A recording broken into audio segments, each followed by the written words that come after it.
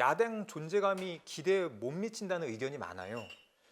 당 밖에서 보는 제1야당의 모습 지금 어떻습니까? 이번 국정감사도 맹탕 국정감사를 했죠. 어떻게 이렇게 정치, 경제, 사회, 문화, 외교, 국방, 대북 모든 정부 정책이 나라가 무너지는 길로 가고 있는데 야당이 이걸 제대로 핵심을 잡고 짚어내는 야당이 지금 없어요. 그래서 이 야당을 내가 25년을 정치판에 들어와서 했는데 역사상 최약체 야당이다. 87년도 무너진 말하자면 신민당 돌풍에 의해서 무너진 민한당, 그게 이중대 정당이었지. 응? 민정당의 이중대 정당. 이거 민한당보다 못한 정당이다. 역사상 최약체 정당이다. 그러니까 이런 좋은 호기의 국정감사에 맹탕 국정감사를 끝냈다는 것은 이것은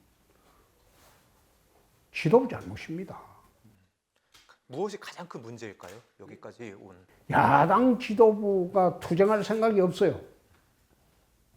그냥 자기 임기 채울 생각만 있고 투쟁할 생각이 없으니까 문제가 크고, 두 번째 절박함이 없어요. 야당 구성원들이 4년의 임기가 보장이 되어 있기 때문에 자기들은 지금 임기가 보장된 사람이기 때문에 나라를 위한 절박한 감이 없어요. 그래서 내가 25년 정치를 해봤지만 여당도 하고 야당도 해봤습니다. 근데 여야를 통틀어서 이런 야당은 처음 봤어요. 야당 지지율도 너무 낮은데요. 야당 지지율이 낮은 것은 어제 오늘 이야기가 아니고 우리가 그 야당이 지금 우리가 망하게 된 계기가 탄핵 아닙니까? 응? 탄핵을 기점으로 소위 보수 우파 세력이 뿔뿔이 흩어지기 시작했어요. 그래서 보수 우파 세력들이 뿔뿔이 흩어지면서 하나가 되지 못하고 있어요. 그게 이제 탄핵을 중심으로 탄핵에 찬성했던 사람들, 탄핵에 반대했던 사람들, 그 사람들이 갈라지기 시작했죠. 그래서 지금도 그게 하나가 되지 못하고 있어요. 내가 그 탄핵 대선에 나가서 4% 정당을 이끌고 탄핵 대선에 나가서 24% 정당으로 당을 재건을 해놨는데, 그리고 재건을 하고 비난을 무릅쓰고 바른정당 나갔던 사람들을 문재인 정권 사회주의 개헌 막으려고 복당도 시켰어요. 그런데 복당을 시킬 때 그 사람들 요구가 박근혜 전 대통령 출당이었어요. 지금도 내 보수 우파 진영의 비난을 받아가면서 박근혜 전 대통령 출당을 시키면서 그 사람들을 받아가지고 사회주의 개헌을 막았어요. 한번 생각해 보세요. 불과 2년 전입니다. 그때 사회주의 개헌을 하고 대통령이 개헌안 발의하려고 했잖아요. 그 개헌안 막으려고 그 사람들 복당시키고 또 그 사람들하고 약속 지키느라고 박근혜 대통령 출당을 시켰어요. 사실상 전 대통령이 당적을 갖는다는 그것도 넌센스죠. 대통령 끝나면 당적 떠나는 게 그게 정상이죠. 응? 그래서 탄핵을 기점으로 한국의 보수 우파 진영들이 전부 분열을 해갖고 지금 하나가 되지 못하고 있어요. 그러니까 지지율이 안 오르지. 지금 김종인 비대위원장께서 말씀하시는 중도로 가자. 그것 때문에 지지율이 안 오르는 게 아니에요. 한국의 보수 우파 진영들이 갈기갈기 찢어졌기 때문에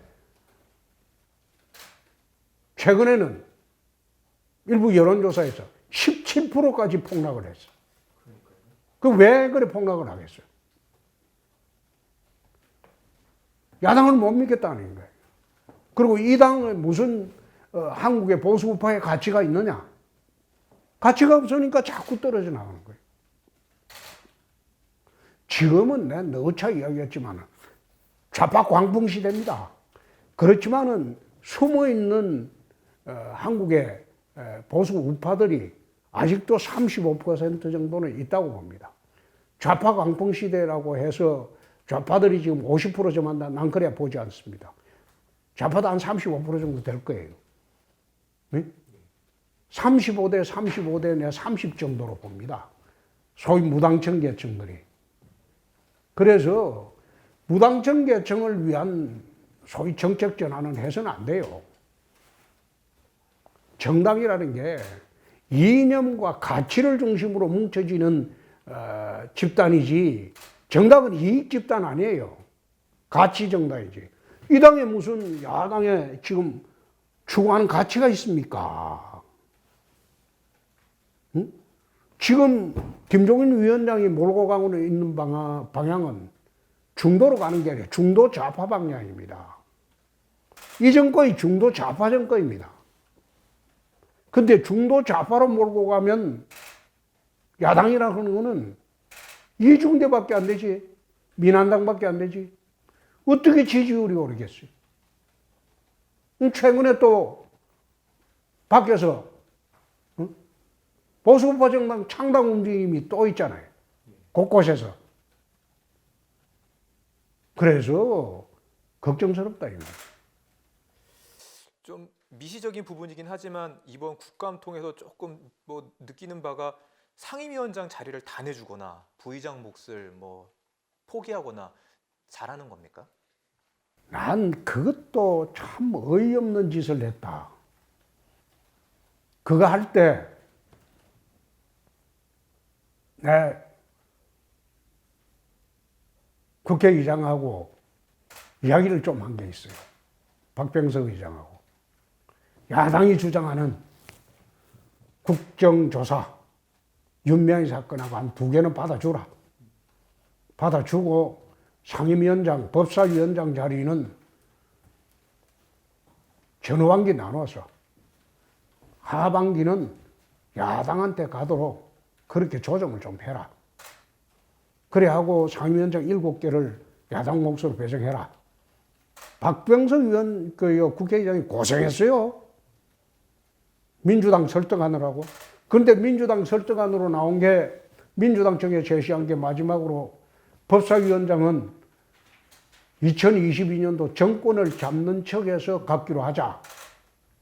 그런 제안이 나와서 받았어야지.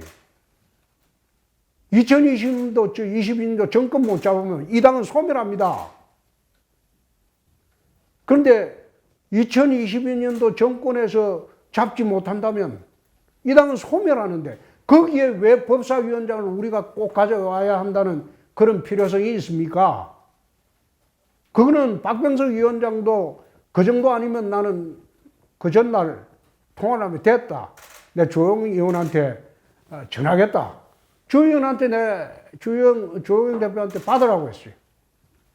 근데 그걸 내가 알기로는 틀은 거는 비대위원장입니다. 응? 내가 들은 이야기는 협상이 거의 마무리되어 가는데 원내 수석을 통해 가지고 아마 비대위원장한테 보고를 하니까 노 이러는.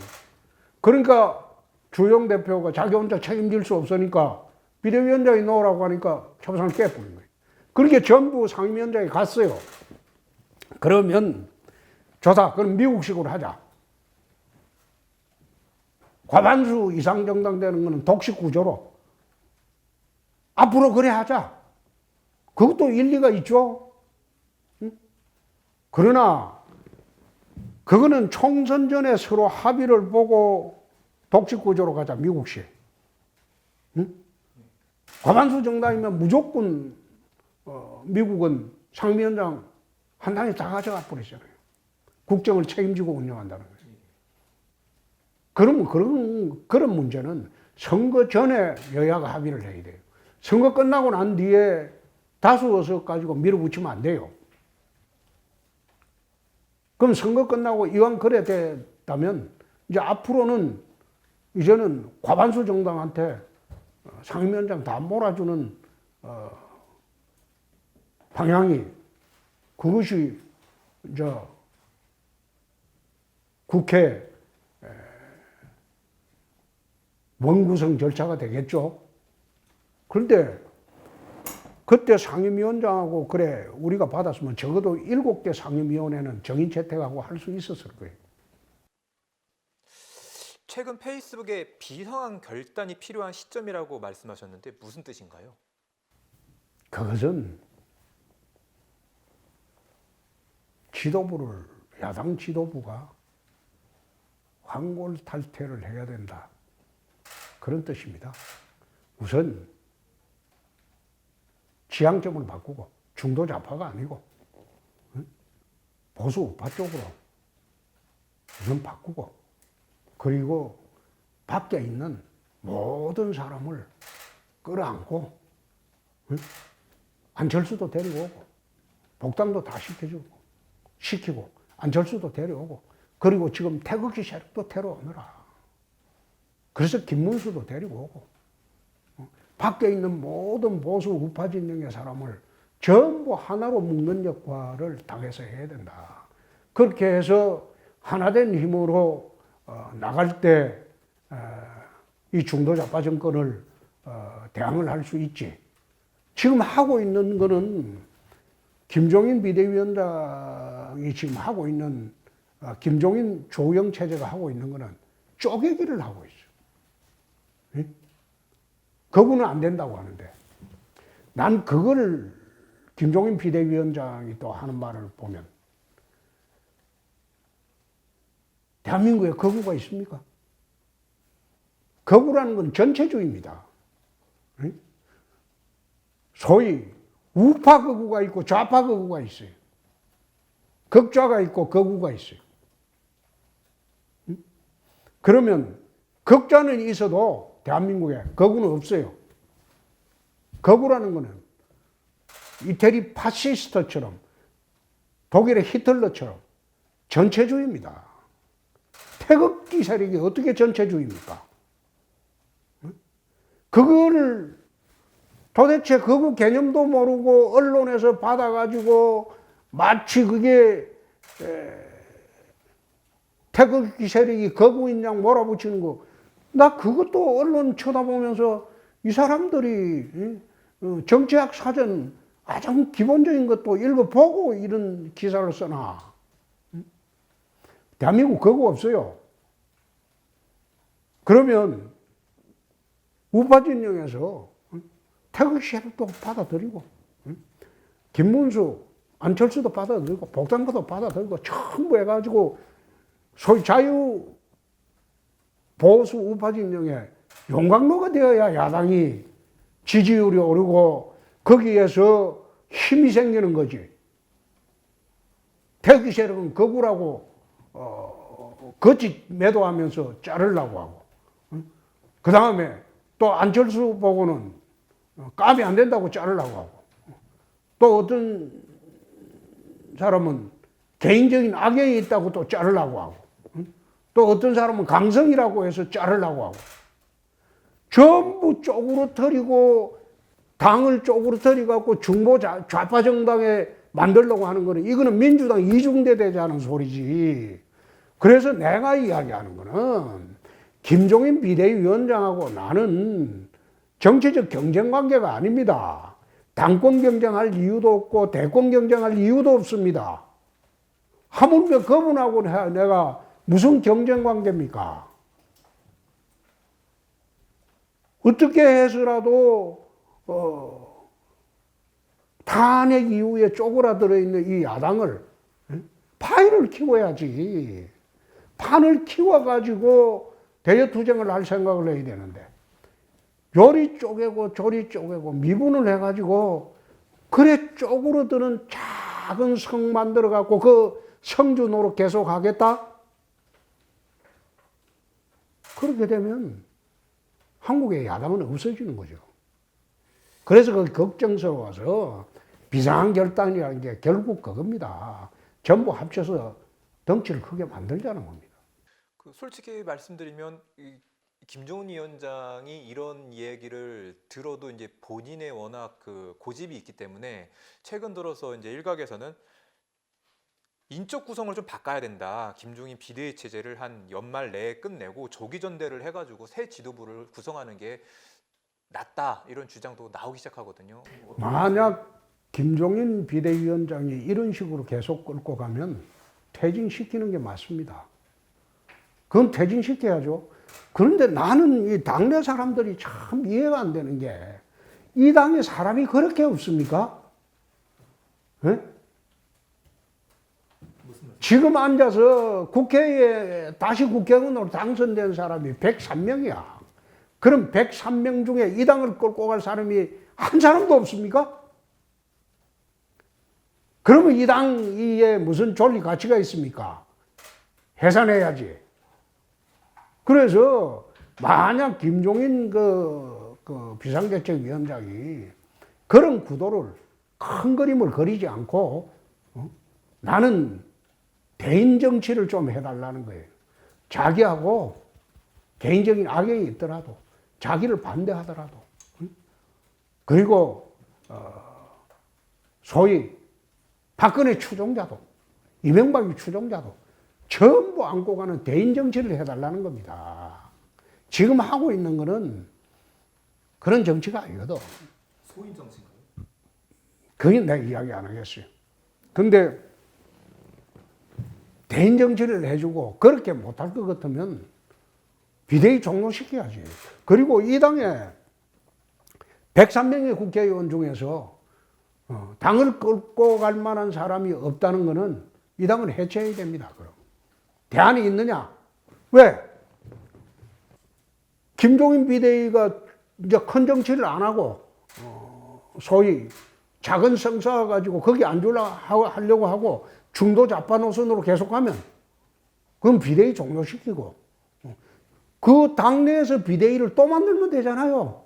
비대위 만들어 가지고 보궐선거까지 끌고 가고 그 다음에 전당대회 들어가면 되잖아요.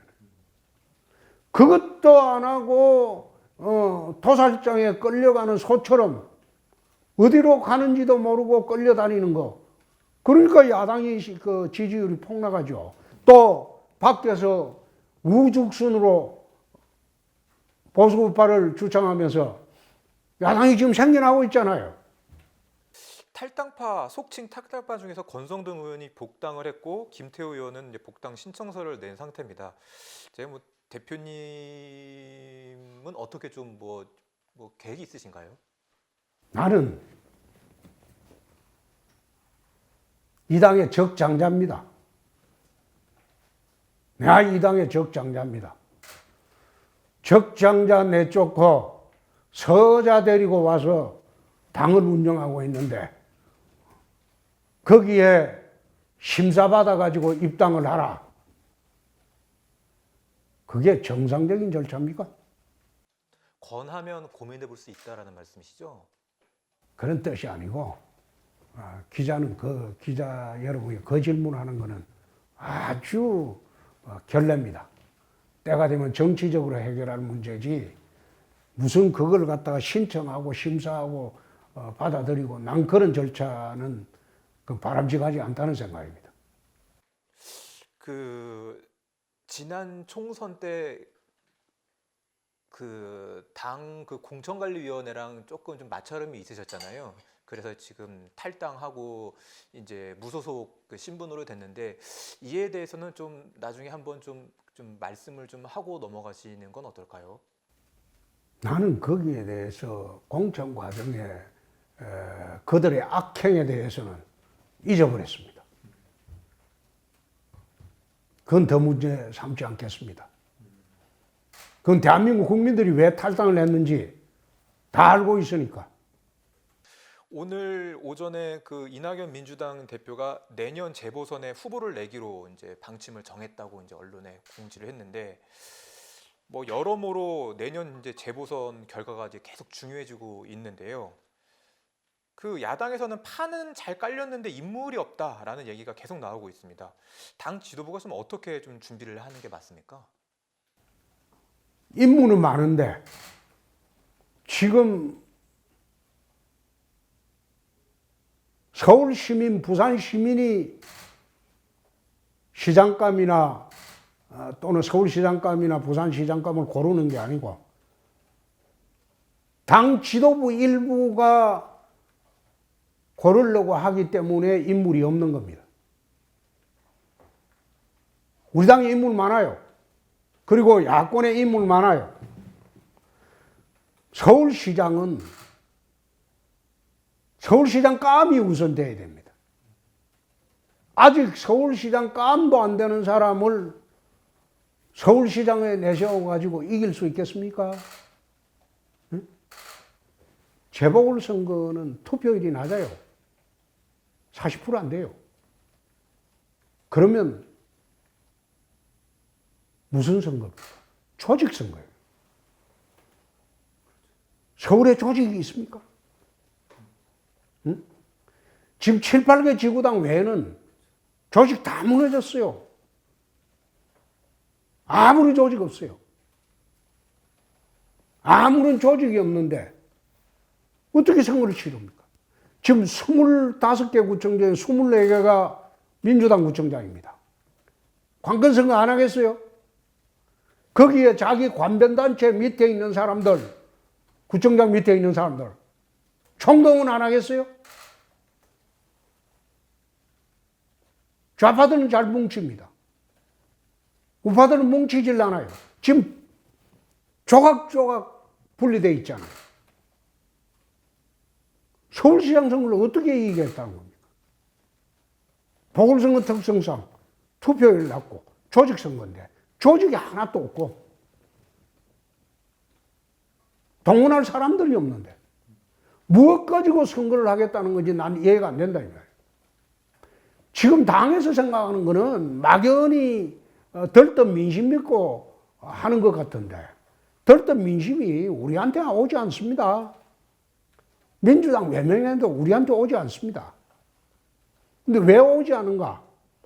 그것도 생각 안 하고 마냥 지금 민주당이 개판치고 있으니까 우리가 이기지 않겠나. 천만에. 최근에 부산에 아마 정교제 주필이 나온다고 합니다. 아마 보수신당 걸고 나올 거예요. 그러면 우리가 이길 수 있다고 봅니까? 네? 우리가 이길 수 있다고 보냐고. 그거 쉽지 않습니다. 그렇게 김종인 비대위원장은 그런 이야기를 종종 하잖아요. 나는 있는 동안 내 할 일 다 하고 나가뿐 것뿐이다. 응? 내년 선거 지더라도 김종인 비대위원장한테 책임 물을 게 뭐 있어? 나가버리는데. 우리 당 사람이 아닌데. 그러면 이 당을 수십 년 지키고 있었던 사람들은 어떻게 할 거냐 이 말이죠. 그렇게 무책임하게 책임도 질 사람도 아니고 책임질 이유도 없는 사람이야. 너가 나한테 맡겨주지 않느냐. 근데 해보니까 잘 안 된다. 그럼 나가본 것뿐이야. 그럼 남아있는 사람들은 공정에 뭉 뜨는 거지. 누구 원망할 수 있겠어요? 결국 그래 되면 타겟은 조영이한테 갑니다. 조영 원내대표한테 갑니다. 조영이가 김종인이 데리고 왔으니까. 그래서 큰 판을 만들어 달라. 큰 판 만들고 그리고 그 속에서 서울시장 후보도 찾고 부산시장 후보도 찾아라. 막 그 뜻입니다. 지금 앉아서 서울시장 후보에 내 김동연 부총리 이야기 나오는데 참 좋은 사람이에요. 참 좋은 사람이에요. 근데 그 사람 내세우는데 당에서 그나마 흩어져진 조직에서 반발하기 시작하면 선거 되겠어요? 선거 자체 안 되는 거지. 선거의 ABC도 모르는 사람이 지금 뜬구름 잡는 선거 대책을 세우고 있다. 난 그렇게 봅니다. 큰 판을 만들고 다 링 위로 일단 올려 보내야 되는군요. 그렇죠. 민주당이 내로남불에 질렸다면서 금태섭 전 의원이 최근 탈당을 했습니다. 이 분도 야당 서울시장 후보 카드로 가능하다고 보세요? 참 어처구니 없다. 그만큼 언론의 속성이 냄비건성이다 이 말이에요. 그 사람이 어떻게 야당 서울시장 후보입니까? 응? 민주당 탈당했다고 해서 우리 당 온다? 우리 당 와도 금태섭 의원은 정치적으로 성공하기 어렵습니다. 서울시장 깜이 되냐 이 말이야. 참. 좀 어려운 질문이 될 수도 있지만 최근에 그 정치권 특히 그 야권에서는 안철수 서울시장의 김무성 부산시장 이런 설도 나오는데요. 최종적으로는 야당에선 누가 좀 나올 거라고 봅니까? 그거는 나는 알 수가 없죠. 그거는 서울시장, 서울 시민들의 선택이고 서울시 당원들의 선택이고 부산 시민들의 선택이고 부산 당원들의 선택이니까 그 사람들의 선택에 맡겨놓는 게 맞겠죠. 대선과 관련해서 아까도 강조하셨지만 보수 우파 전체를 아우러서 2022년 정권 교체를 해야 한다고 말씀하셨는데 조금 더 구체적으로 말씀을 좀 들을 수 있을까요? 우리가 정권을 교체하려면 두 가지 모델을 믹스를 해야 될 겁니다. 97년도 DJ 모델. 그때 DJ가 새정치국민회의가 81석이었습니다. 지금 우리보다 훨씬 의석수가 작았죠. 그 소수 정당을 갖고 IMF라는 국난의 DJP 연합으로 정권을 잡았습니다. 그 모델 플러스 2002년도 노무현 모델을 합쳐야 될 겁니다. 2002년도 대선 상황을 보면 1월 초에 노무현 후보 지지율이 2%였습니다. 반면에 우리 쪽에 지지하던 이해창 후보 지지율은 부동의 35%였어요. 압도적이죠. 이해창은 상수였고 노무현이는 변수였어요. 그런데 민주당에서 국민경선 발언 깔기 시작해서 주말 드라마를 연출을 했어요. 제주부터 시작해서 주말마다 모든 사람 출마한 사람 성적표를 지역투표를 해서 제주에서는 1등 누가 했다. 광주 가서는 또 1등 누가 했다. 합산하고 그래갖고 서울까지 올라왔어요. 몇 달간에 걸친 주말 드라마를 하는 바람에 노풍이 불었어요. 이쪽에는 관심도 없죠. 한 사람 보이니까 상수. 이쪽에는 변수들만 있죠. 그때 이인재 한화가 다 변수들이었죠. 절대적인 지지받는 후보가 아무도 없었죠. 그 막판에 남은 게 정동영, 노무현이었죠. 근데 거기서 바람을 일으켰듯이 97년도 소수 정당으로 어떻게 대선을 쟁취했는가? 그 DJ 모델하고 그 다음에 2002년도 노무현 모델을 합친 모델을 가지고 우리가 2022년도 대선을 치르지 않으면 어려울 겁니다. 지금 정권 교체는 10년 주기가 돼 있어요. 근데 문재인 정부가 아무리 잘못한다고 해도 국민들이 다음 들어설 문재인 이후에 들어설 민주당 주자를 정권 교체로 봅니다. 그렇기 때문에 여야 교체가 쉽게 되기가 어려울 거다.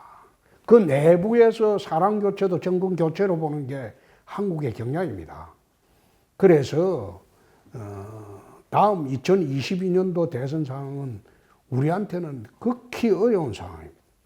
그래서 대선에 우리가 정권을 잡기 위해서는 97년도 DJ 모델과 2002년도 노무현 모델을 같이 합쳐서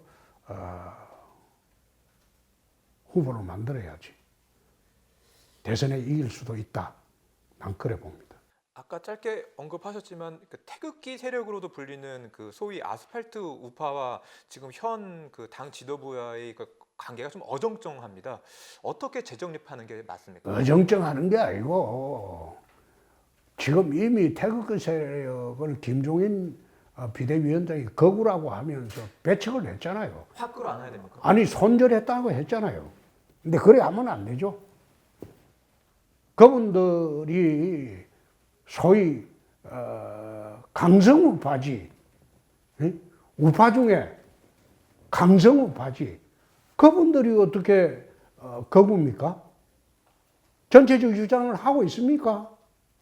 아니죠. 강성우파지. 근데 강성우파 세력을 왜 우리가 손절해야 됩니까? 민주당이 강성좌파인 민노총을 손절하는 경우를 봤습니까? 비난 안 하잖아요. 응?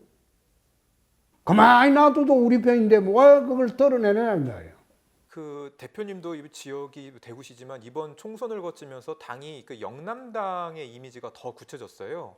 근데 이제 대선을 이제 치르시려면 최대 표심인 서울 수도권 이 도심의 그 표심이 중요한데 뭐 표심 뭐 장악 플랜이라고 해야 되나요? 뭐 좀 그런 게 묘안이 있을까요? 앞으로?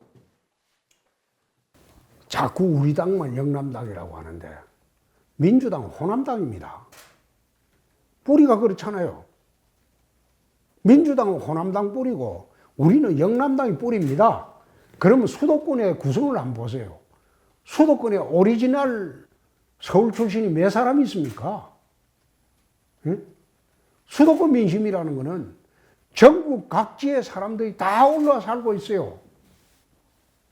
수도권 민심이라는 따로 없어요. 응? 영남, 호남, 충청, 제주, 그 다음에 강원 민심이 전부 집합된 게 수도권 민심입니다. 수도권 민심을 따로 두고 이야기할 필요도 없고 그렇게 해서도 안 돼요. 그래서 왜 우리를 갖다가 영남당으로 한정을 시키냐? 그건 나는 참 불만스러운 게 민주당 호남당이잖아요. 근데 민주당 호남당이라고 이야기 안 하잖아요. 그래서 그거는 영남당 호남당의 문제가 아니고 수도권 민심이라는 거는 전 국민 민심의 집합체가 수도권 민심이기 때문에 결국은 그 문제는 먹고 살기가 팍팍해지면 정권 교체 쪽으로 갈 수밖에 없다. 대표님 그 당내 뭐 좀 일부에서는 대선 승리가 가장 중요하고 그를 위해서는 여튼 계속 외연을 확장해가지고 표를 모으는 작업이 중요한데 상대적으로 우편향이 다소 강한 홍준표 전 대표님이 오면 좀 부담스럽지 않겠느냐 이런 그러면 이길 후보를 선정을 하면 되잖아요.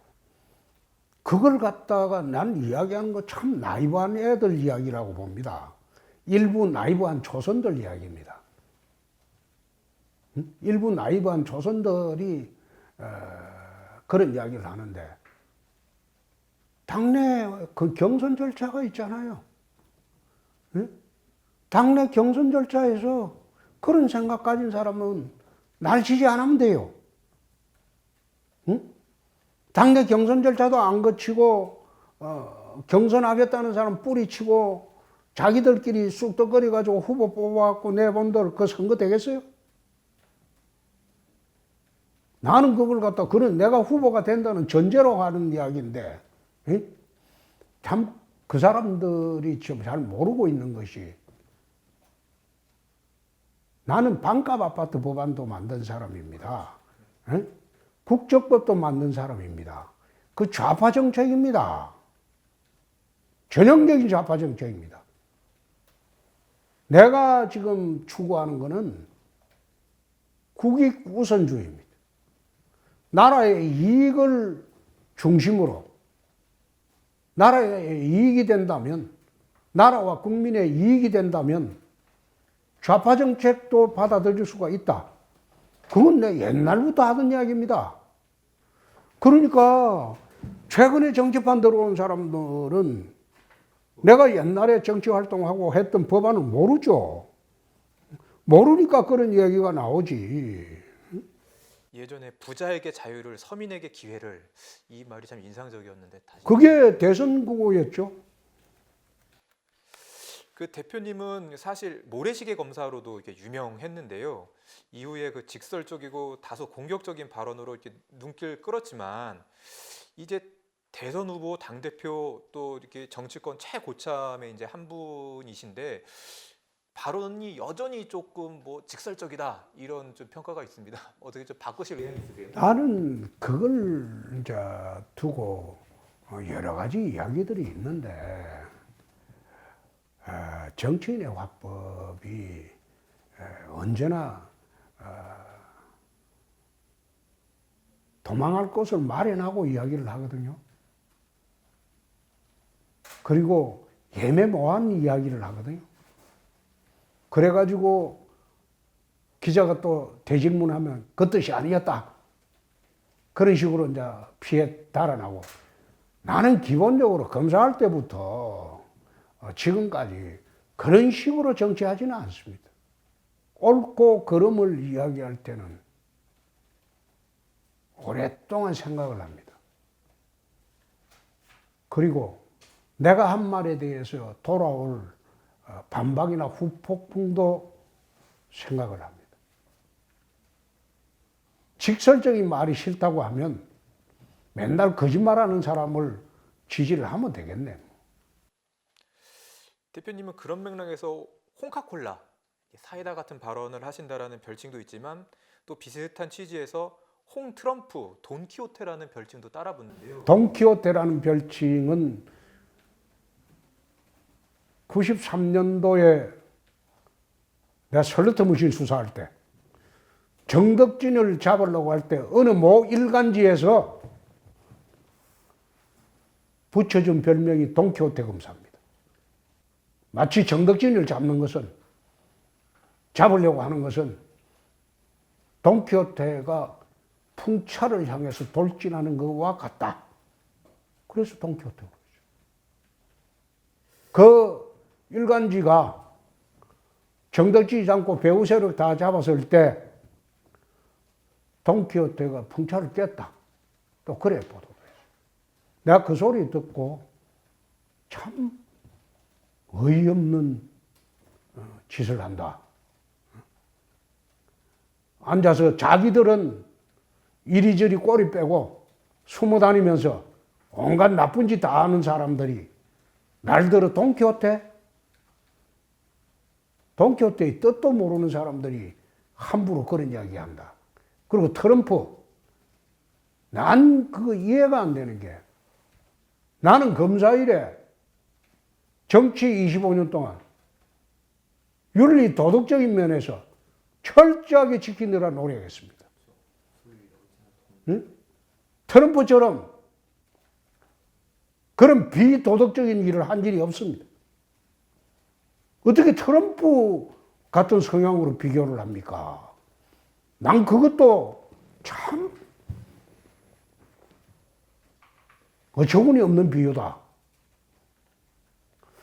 아이, 말을 정확하게 하고 제대로 하고 거짓말 안 하면 그거를 갖다가 직설적이고 함부로 말한다고 하고 또 나처럼 검사나 25년 정치하면서 도덕적이고 윤리적으로 해서도 그걸 트럼프하고 비교한다?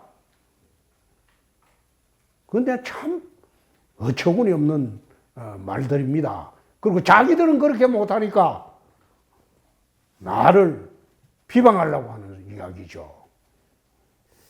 그래서 내가 그때마다 하는 이야기가 개가 짖어도 귀찮은 간다. 그 이야기를 하고 하는데 그래서 뭐 막말한다. 내가 참 그것도 어이가 없다는 게 내가 한 말은 전부 진실된 말이지 막말이라는 거는 단 하나도 없습니다. 대표님도 아까 말씀하셨다시피 모래시계 검사로 유명세를 떨치는 이제 정치권으로 들어오셨는데요. 최근에 그 국민위에 봉사할 방법을 찾겠다고 윤석열 검찰총장이 국감장에서 말을 했는데 이분도 대권에 도전할 걸로 보세요? 아니면 정치권에 들어올 거로 보세요? 윤석열 총장이 총장 그만두고 난 뒤에 행보를 보면 판단을 하는 게 옳지 않겠나. 근데 최근 국정감사장에서 한 이야기들은 그 맥락을, 전후 맥락을 보면 검찰총장직을 사수하기 위한 말들일 뿐이지 정치하기 위한 준비의 말은 아니라고 봅니다. 검찰총장직을 사수하기 위해서 박상기 전 법무부 장관이 자기한테 조국 사건 청탁했다. 그것도 그 발언도 그 발언의 맥락을 보면 법무부 장관이 자기 밑에 있었다 이 뜻입니다. 응? 그러니까 추미애 너 장관이라고 까불지 마라 그 뜻이고 또 문 대통령이 임기 지키라고 그렇게 메시지 전해왔다. 그 말은 공개할 말이 아니죠. 그런 말은 만약 그런 말을 다 공개를 해버리면 아마 앞으로는 그 윤석열 총장하고 그 누구도 여권 인사가 말을 안 할 겁니다. 그걸 어떤 식으로 비틀어서 또 공개할지 모르니까. 그래서 공개해서는 안 되는 말, 그런 말도 공개하는 거 보니까 검찰총장 자리 지키기에만 참으로 급급하구나. 급했구나. 그런 생각을 했지. 정치한다 안 한다 이런 생각을 난 해본 일이 없습니다. 그 민주당 대선 후보인 그 이낙연 대표가 좀 앞으로 시간이 지나면 문재인 대통령에게 날을 세우는 행보를 보일까요? 그거는 이낙연 대표 개인의 생각 문제이기 때문에 내가 추측하지는 않겠습니다. 대권 주자인 이재명 경기도지사는 어떻게 좀 보세요? 문재인 대통령의 정책이 베네수엘라로 가는 완행열차라면 이재명 경기지사의 정책은 베네수엘라로 가는 급행열차다. 막 그 정도로 하겠습니다. 최종적으로 대표님이 민주당 누구와 붙게 될까요? 내가 후보가 돼야지 그런 이야기를 하죠. 변방의 독고다이가 그동안 대표님의 추동력이 됐지만 거꾸로 현재 홍준표 사람이 아주 많지는 않습니다. 어떻게 좀 이거를 그래도 좀 극복해 나가실 생각이세요? 국회의원이라는 거는 헌법상 1인 성주고 독립기관입니다. 나는 25년 정치하면서 국회의원이 300명이 있다면 국회가 300개 있는 겁니다. 대한민국에. 그래서 이런 국회의원을 개파의 쫄개가 되거나 개파 대리인 되는 것은 나는 이것은 헌법 정신에 맞지 않다는 생각으로 국회의원을 해왔습니다. 그래서 나는 헌법 정신에 충실하면서 국회의원을 해왔는데 그것을 개파를 만들지 않고 개파에 속하지 않았다고 독고다이로 이야기하는 거. 그건 언론의 횡포입니다. 나는 국회의원들을 동지적 개념, 펠로우 개념으로 보지 상하관계로 보지 않습니다. 같은 뜻을 가진 국회의원들이 많으면 많을수록 내한테 좋아지겠죠? 그러나 같은 뜻을 갖지 않았더라도 나라를 위한 충정이 같으면 같이 할 수 있겠죠? 그런 측면으로 봐야지 지금 하신 질문은 네 혼자 어떻게 대통령 나가려고 하냐 그 뜻 아닙니까? 나 혼자 뭐가 되겠어요? 그건 안 되죠. 다 같이 가는 거죠. 그 대선 경쟁자였던 문재인 대통령 뭐가 가장 걱정되세요?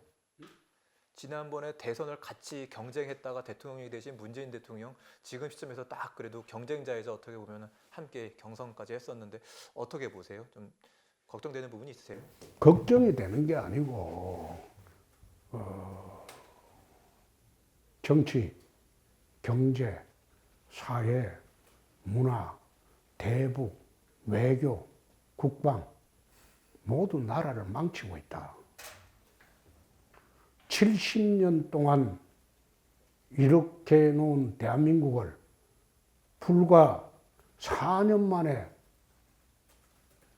이렇게 나락으로 끌고 갈 수도 있구나. 저 임기 끝나면 이 엄청난 문제를 어떻게 감당하려고 아직까지도 저러나. 난 그런 생각입니다. 그 보수 대표 주자 뭐 거꾸로 보면은 대선 후보도 하시고 당 대표까지 하시고 당원과 당의 사랑도 많이 받으셨어요. 그에 반해서 어떤 나를 더 희생하는 그런 감동적인 모습을 최근에 많이 못 봤다는 뭐 그런 의견도 있는데 뭐 그런 뭐 좀 뭐 그래서 어필하고 싶은 말씀이 있으세요? 나는 이 당을 위해서 희생과 봉사만 했습니다. DJ 때 아무도 나서지 않던 DJ 저격수를 했어요. 노무현 저격수도 했어요. 야당 전사를 했어요. 전사하는 과정에서 얼마나 많은 부정적인 이미지를 쌓았습니까? 응? 핍박도 받고 24시간 미행도 당해봤어요. 도청도 당해봤고 또 당이 어려울 때 지난 대선 나설 사람이 있었습니까?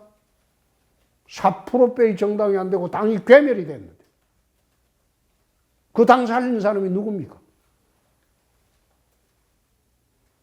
이 당을 위해서 25년 동안 나는 헌신했어요. 헌신한 덕에 당대표도 했고 2번이나 대통령 후보도 했습니다. 그만하면 됐지. 더 이상 뭘 하란 말이에요. 지난 총선 때도 없어지는 정당을 새로 이렇게 세워나니까 날 내쫓았잖아요. 내가 나가고 싶어 탈당하고 싶어 탈당했습니까? 응? 밀양에서 양산 가라고 해서 양산 갔다가 양산 안 된다고 출마하지 말라고 해서 이번 총선을 나는 그렇게 봤습니다. 출마 안 할 수도 있었어요. 그런데 총선을 2022년 대선 예비고사로 봤습니다. 지금은 사람들이 학력고사 시대지만 옛날에는 우리 대학 때는 예비고사라는 게 있었어요. 대학 가는 자격 부여하는 시험입니다. 그때는 예비고사가 돼야지 대학 본고사 입학시험 자격이 있습니다. 2025년 대선의 예비고사로 이번 총선으로 난 그렇게 규정을 받습니다.